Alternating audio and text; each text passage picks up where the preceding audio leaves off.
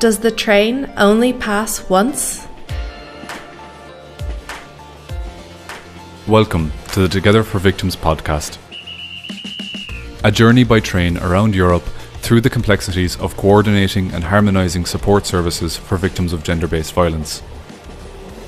This journey, shaped by Victim Support Europe, the leading European organisation advocating for the rights and services of all crime victims, explores how 11 partner organisations in the Together for Victims project are working together with one goal: improving services for victims of gender-based and domestic violence.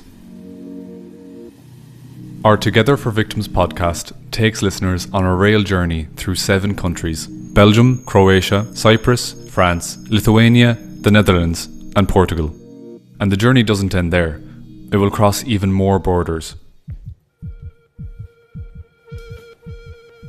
Hello, and welcome to the Together for Victims.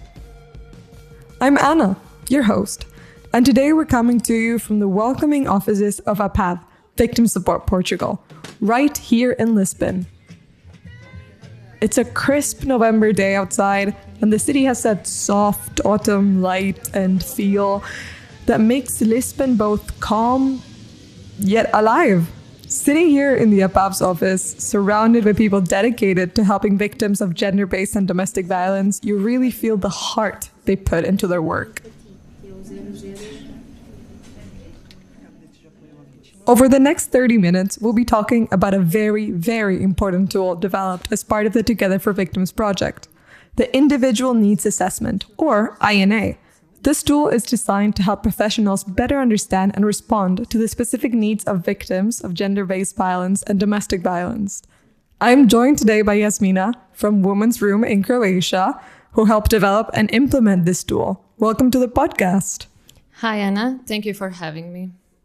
To start, can you explain what the INA is and what it's used for in the context of supporting gender-based and domestic violence victims? Thank you for that question. It's a great place to start. The Individual Needs Assessment Tool, or INA tool, for victims of gender-based violence and domestic violence is designed for both generic and specialized support services. Its main purpose is to help support providers respond to the needs of victims in a gender-sensitive manner. Providing gender-sensitive support means using a specific approach that considers the gender dimension of violence, the specific needs of each victim, and the cultural and social factors that might shape their experience. The Individual Needs Assessment is essentially a process used to identify the specific needs of each victim of a criminal offense, especially when it comes to protection and support. This process is extremely important because it helps ensure that victims receive adequate support with the aim of reducing secondary victimization, protect the victim, and enabling better access to justice. Through the ANA process, we are able to clearly determine the scope of each victim's needs, whether those are physical, psychological, legal, or social needs, so that the support they receive is truly individualized, effective, and timely. It also helps us assess where there is a risk of re-victimization or any potential threats, which is crucial for the victim's safety. And based on that assessment, we can design and implement protective measures that are tailored specifically to their situation. The INA is guided by core principles that shape how it is carried out. These include a strong focus on human rights, a gender-sensitive approach, and a victim-centered perspective that always puts the survivor's needs first. It also follows a trauma-informed approach, ensuring that support recognizes the effects of trauma. Throughout the process, confidentiality, respect, and dignity are essential and must always be maintained. So, in short, the INA tool is much more than just a form or a checklist. It's a structured way to make sure that every victim is truly seen, heard, and supported in a way that meets their unique circumstances and helps them to move forward safely. And how was this tool developed? Who was involved and what was the process like? Anna, thanks for asking. The story of how the INA tool was developed is just as important as the tool itself. The organization responsible for developing the tool is Women's Room, civil society organization from Croatia, and also the organization I come from. We are a specialized organization working with survivors of sexual violence, and our core expertise is providing support to victims of sexual and gender-based violence. And because of that, our role and responsibility in this project was to develop the tool in a way that captures and reflects the specific realities and needs of victims of gender-based violence. The development process was challenging. It's not easy to turn years of experience with survivors into a structured tool, but our expertise helped us design something meaningful and effective. Of course, we were not working alone. All the organization in 2Gether4Victims project consortium were actively involved by sharing their suggestions and feedback to improve the tool. We also conducted a verification round in all the countries involved in the project, which allowed us to further refine and strengthen the tool based on the input received. And it's important to say, this is very much an ongoing process. The work on improving the tool is still happening. We have more activities planned before the project ends, including pilot testing, and the results of that will help shape the final version of the tool. Wow, a lot of work went behind it, still goes behind it. It's incredible to see that so many people want to make the world a better place for these victims. And connected to what I just said then, my next question would be, what makes gender-based and domestic violence different from other types of crime? And what are some specific needs victims of those crimes might have? That's a really important question because gender-based and domestic violence are quite different from many other types of crimes.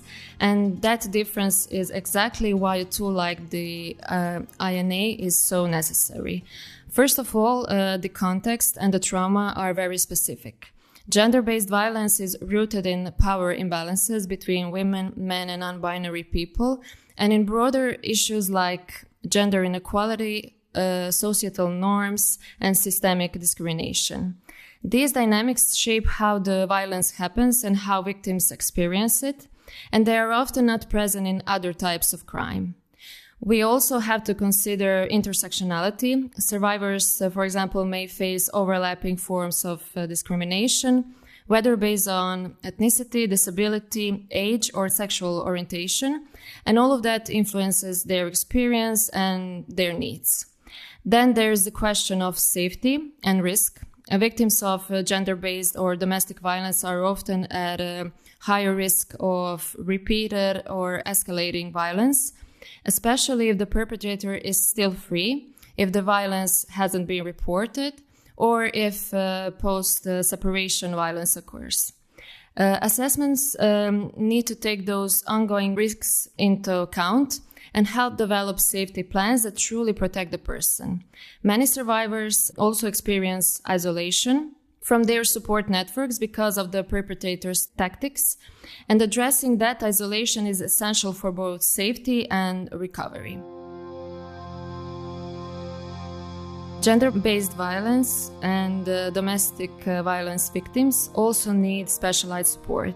A trauma-informed approach is key, one that understands how trauma connected to gender-based violence affects someone's life and integrates that understanding into the support provided.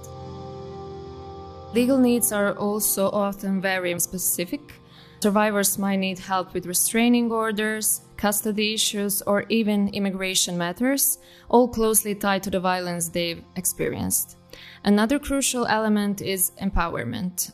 Many survivors have had their autonomy and decision-making power taken away through coercive control, and this tool helps to restore a sense of control by actively involving them in decisions about their support and safety planning. It's about helping them regain confidence and agency over their lives.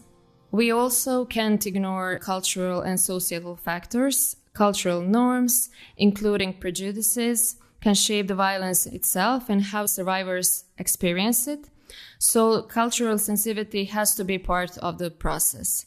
On top of that, Societal stigma and shame can stop victims from seeking help or slow down their recovery. The assessment process needs to recognize and address those barriers and support survivors in navigating them. Then there's the economic dimension, economic violence, where perpetrators control or restrict access to financial resources is common in these cases. Survivors might also face financial difficulties due to the impact of trauma, like being unable to work. So these factors have to be part of the assessment and the support plan. And finally, we need to keep in mind that recovery is often complex and long-term. Trauma from gender-based or domestic violence can affect many areas of life: relationship, self-esteem, sexual and reproductive health, and mental health. And because of the risk of the re-victimization can continue over time, support plans needs to be regularly reviewed and adjusted. So all of these factors, from trauma and risk to culture, economy, and long-term recovery, make gender-based and domestic violence very different from other types of crimes. And that's exactly why individualized, gender-sensitive assessments are so essential in supporting survivors. And how do we define a gender-sensitive individual needs assessment? And why is it important when supporting gender-based and domestic violence victims? A gender-sensitive individual needs assessment is not just another procedure. It's really the foundation of effective support for victims of gender-based and domestic violence.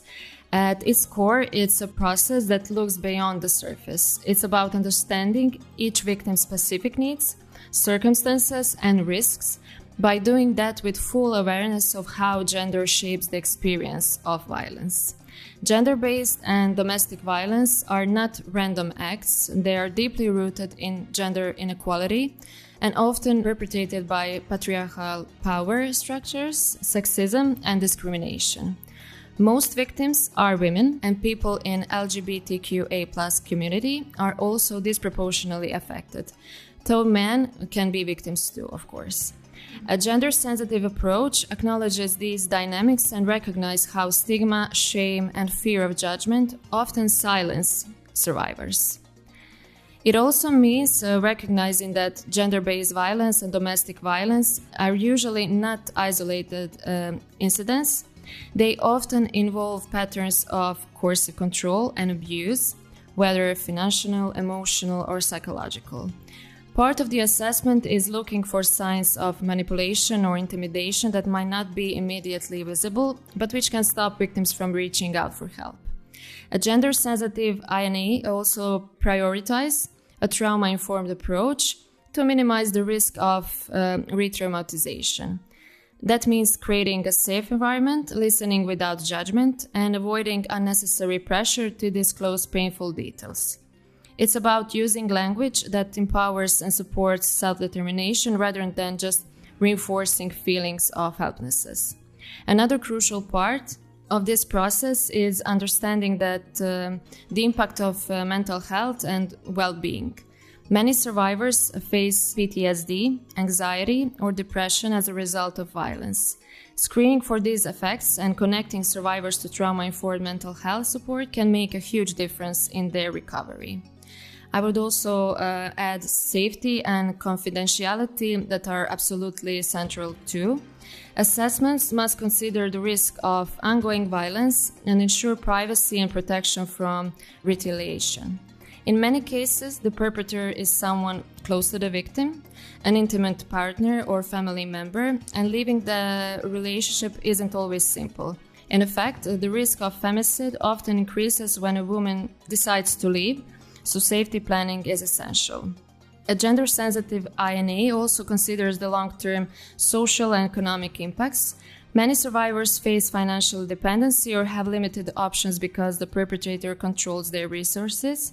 Assessment should look at what support is needed to regain independence, from job training and housing to legal aid on custody or restraining orders. And of course, intersectionality is a key. Survivors' experiences can differ greatly depending on their ethnicity, disability, sexual orientation, immigration status, and other factors. The assessment needs to ensure equitable, culturally sensitive support and refer people to specialized services when needed. And ultimately, the goal is empowerment. A gender-sensitive assessment actively involves survivors in decision about reporting, legal actions, or concealing. It respects their pace and recognizes that empowerment means restoring autonomy and choice. And it's also about advocating for their rights and helping them navigate systems that can feel intimidating or judgmental.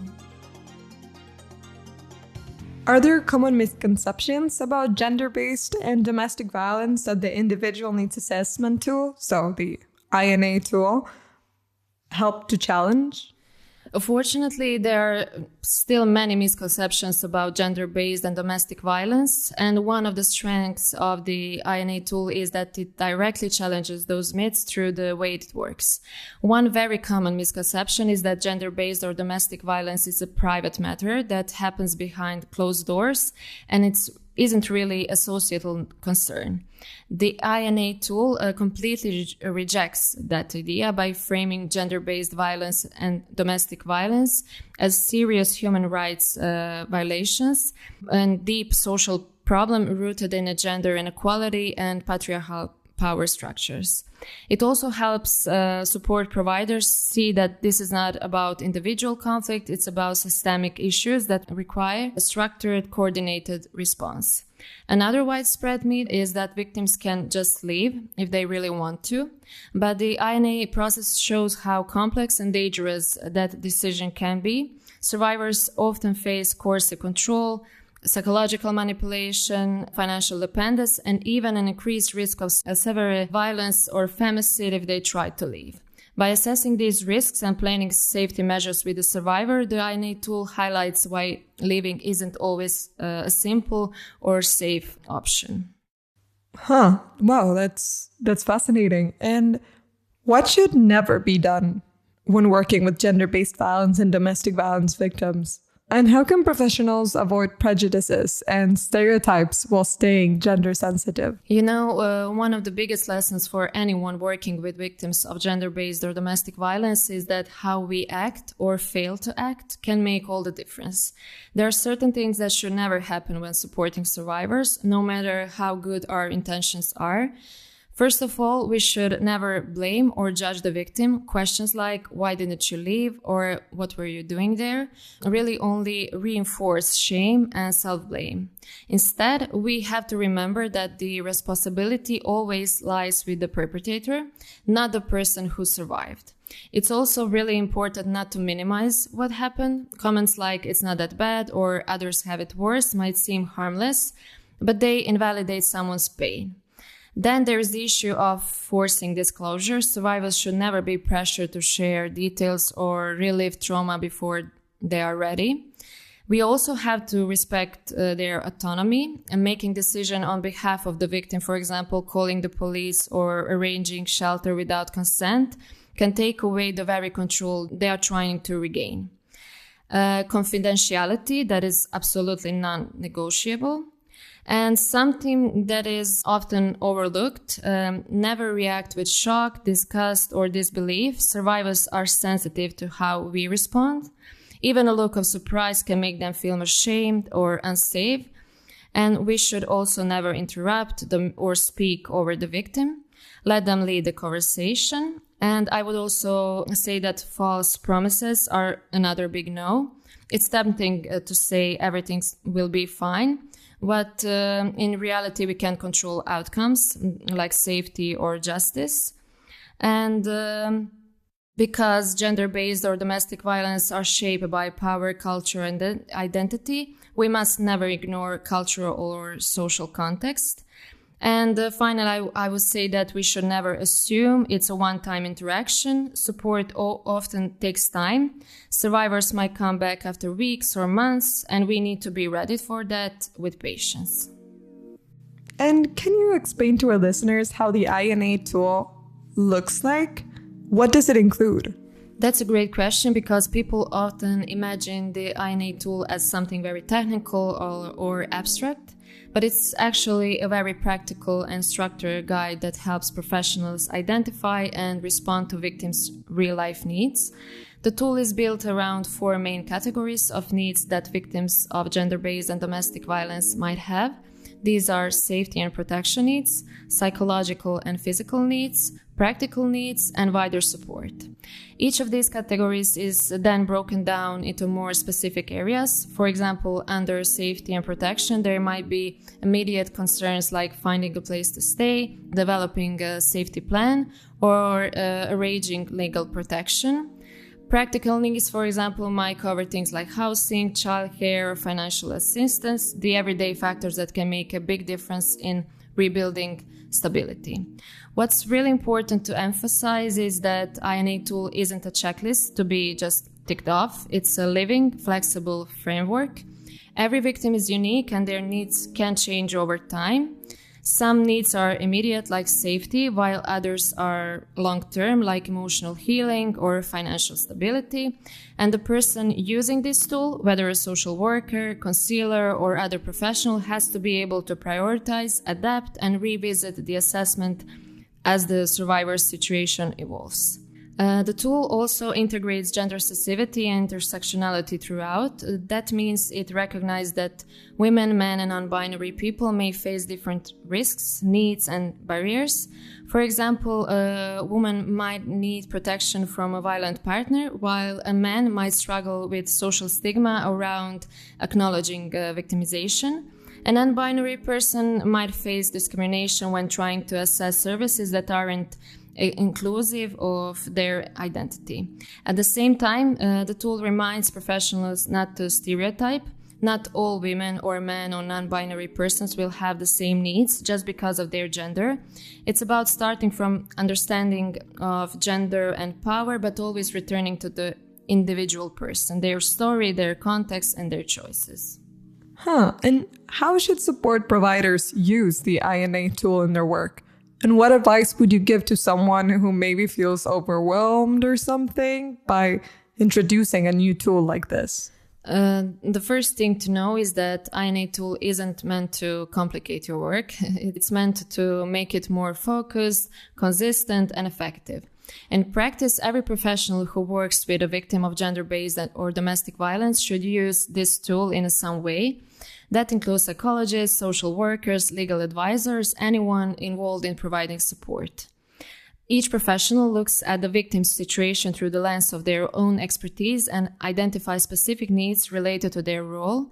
However, it's also really important that one person coordinates the overall process. That person, usually the main caseworker, keeps track of the victim needs, what support has already been provided, what still needs to be done, and how the situation is changing over time. They hold all the relevant information securely in line with data protection rules and maintain communication with everyone else involved. The INA tool can be used in different formats, structured, semi-structured, or unstructured way, depending on the situation. What matters most is that it helps the professional reflect on what the victim shared and identify their needs clearly. It's important to emphasize that the tool is not meant to be filled in during the conversation with the victim.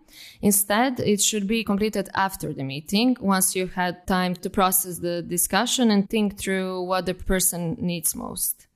The idea is the INA tool helps you turn that information into individual support plan, something practical and actionable. It also should be updated regularly as the victim's circumstances or needs evolve.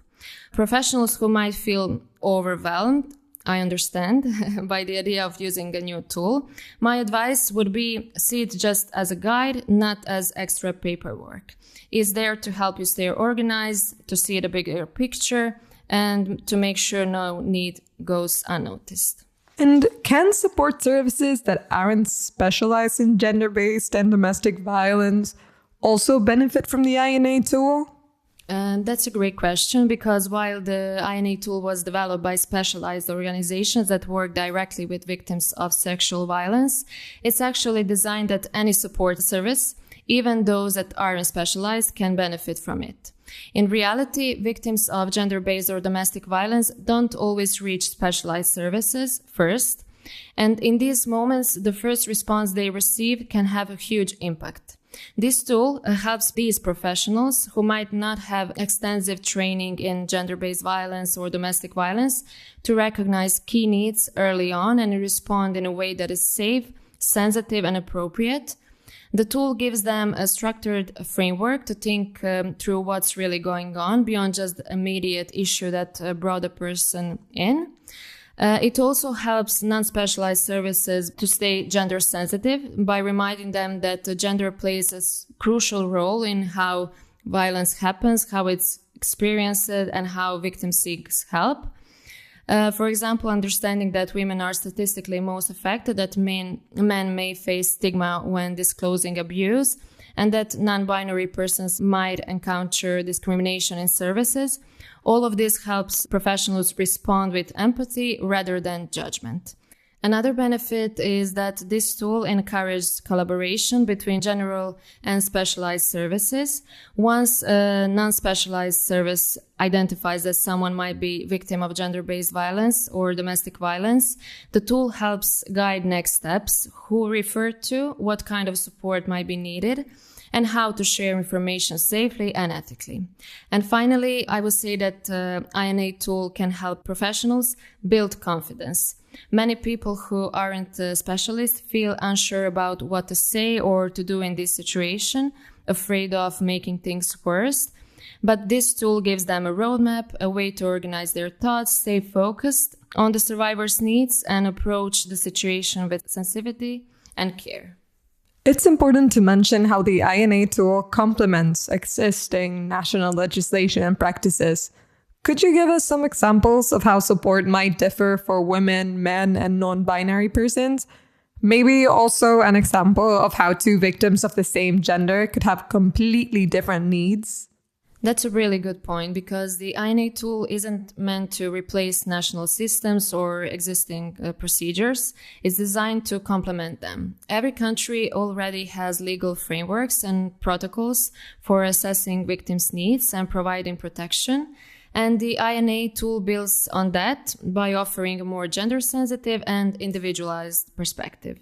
In practice, this means that organizations can use the INA tool alongside their existing national procedures to make sure that the gendered dimensions of violence are fully understood and addressed. It provides guidance on the specific needs that women, men, and non-binary victims might have, helping support providers ensure that everyone, regardless of gender, has equal access to protection, justice, and recovery. For example, take two different victims, a woman and a man, both experiencing domestic violence. The woman might face ongoing threats from partner, fear for her children's safety, and deep emotional trauma linked to the years of coercive control. Her priorities might include a safety plan, legal protection, and trauma-informed psychological support. The man, on the other hand, might face a completely different set of challenges. He could struggle with shame or disbelief when disclosing the violence, especially if societal stereotypes suggest that men can't be victims. His needs might focus more on confidential concealing, a safe and non-judgmental environment, and advocacy to ensure that he's taken seriously by institutions. And when we talk about non-binary persons, there are often additional layers of discrimination. They might face rejection not only from institutions, but sometimes even from their own families or communities. And for them, gender-sensitive support means ensuring that services are inclusive, that staff use correct pronouns, that forms and procedures don't assume a binary identity, and that they can assess help without fear of prejudice or misunderstanding. But what's also really important to remember is that even two survivors of the same gender can have completely different needs. Let's take two women as an example. One might be in immediate physical danger and need emergency housing and police protection, while another might be out of the abusive relationship but just struggling with long-term trauma. financial instability, or social stigma. This tool helps professionals recognize these differences and tailor their response accordingly. Wow, that's very enlightening. Where can listeners go if they want further resources, training, or support related to the INA or supporting gender-based and domestic violence victims? If anyone listening wants to learn more about the INA tool or is interested in training and resources on how to better support victims of gender-based and domestic violence, there are a couple of great places to start. You can reach out to Victim Support Europe, which is the lead organization behind 2Gether4Victims project. They provide information, guidance, and training opportunities related to INA tool and broader victim support practices across Europe. And of course, you can also contact Women's Room, the organization from Croatia that developed the INA tool itself. As a specialized organization working directly with survivors of sexual violence, we are always happy to share our experience, offer materials, or discuss how the tool can be applied in different contexts.